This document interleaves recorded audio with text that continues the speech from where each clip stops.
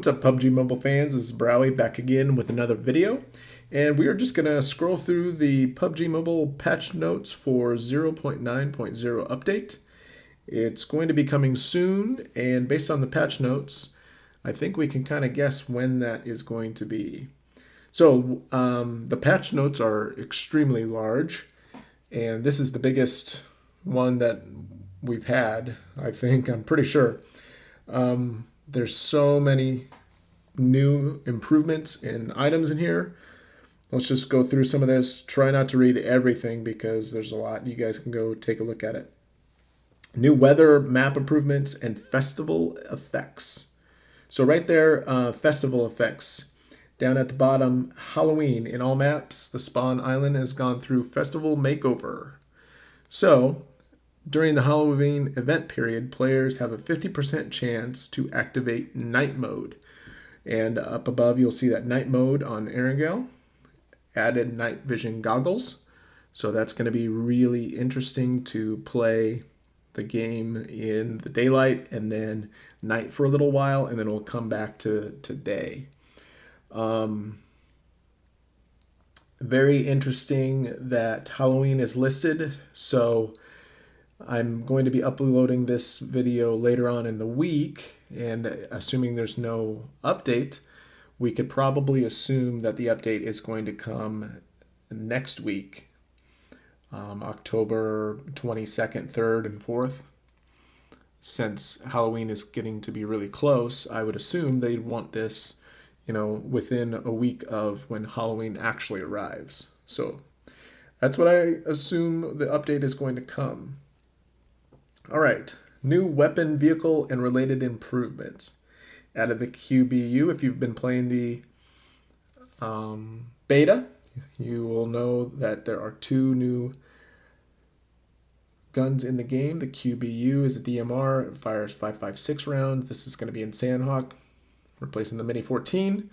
It's very similar. I've played with it a few times.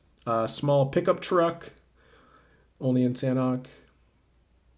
And then some other little details there. One extremely interesting note that I'm excited for is right in the middle. The vertical recoil and horizontal recoil of AKM has been reduced. I already like to run around with the AKM as my primary. I know the M4 is really great, and sometimes I'll go AKM and M4 and use the M4 for a little bit longer range, like with a 4X scope.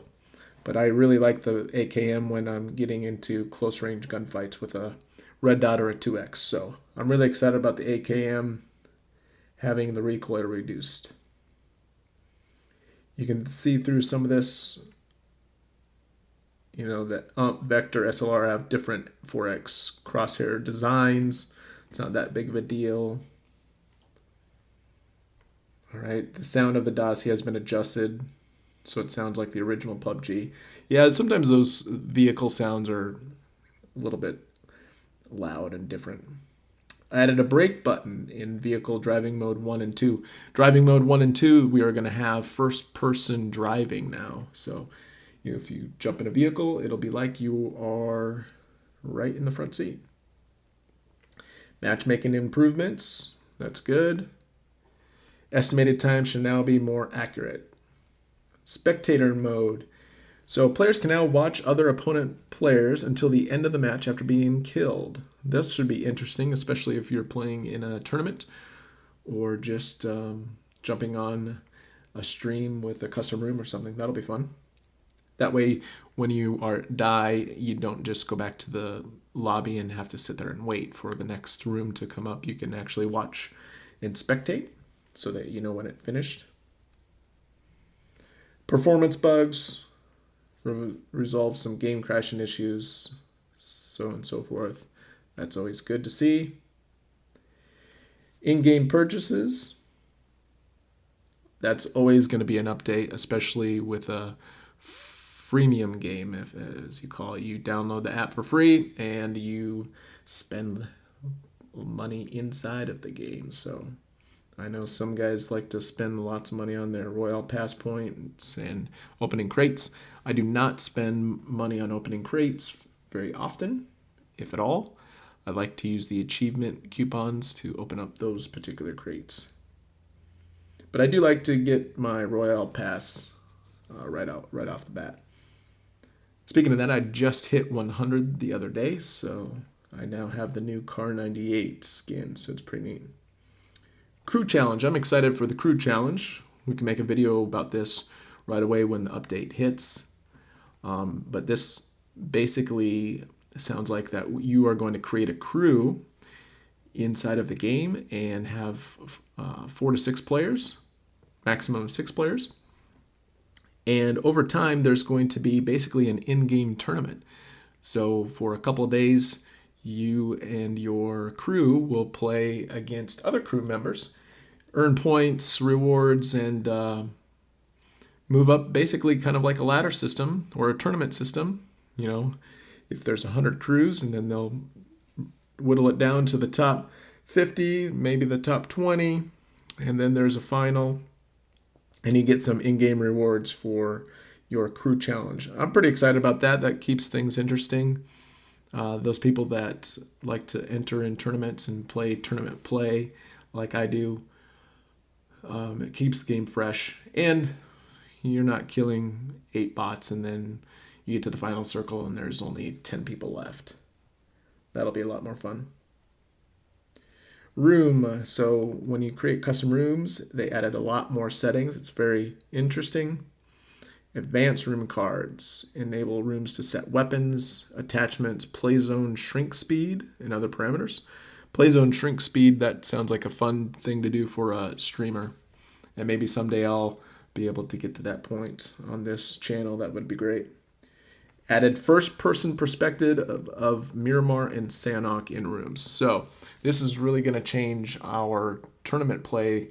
If you are in the tournament play, signing up for leagues and tournaments, we're not going to be playing Erangel solely anymore because a lot of leagues and tournaments play first-person.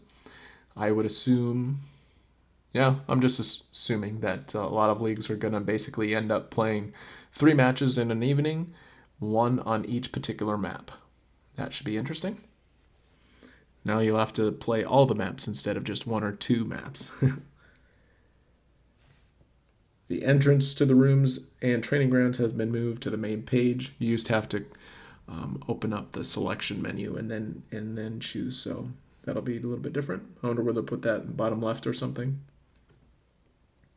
Other systems. Halloween theme, like I said, that's why I expect the update to come within the next, 4 or 5 days, 6 days.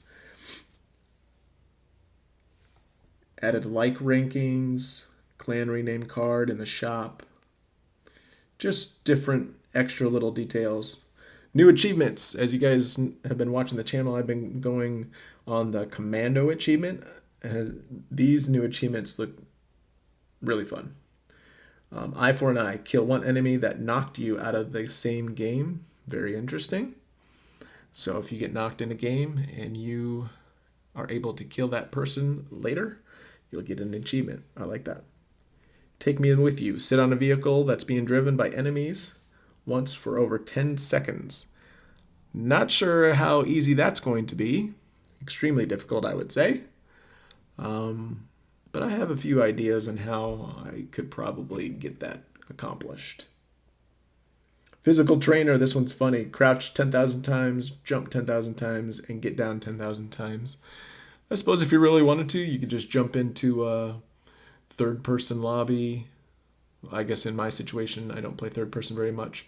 Third-person solo with all sorts of bots, and then just start running around and crouching and getting down and up a bunch of times. New honor achievements. Chicken Veteran. So get a total of these amount of challenge coins from crew challenges. So I'm definitely going to be making a crew, and hopefully I can get 6 guys that want to compete in the crew challenges and participate in 10, 20, 30, 40 crew challenges. That'd be fun. Social achievements, general achievements. Hit 6 other players with candy bombs or candy balls. Very interesting. Let's see, what else do we see here? That sounds interesting. Character action improvements. This will be interesting. I did read somewhere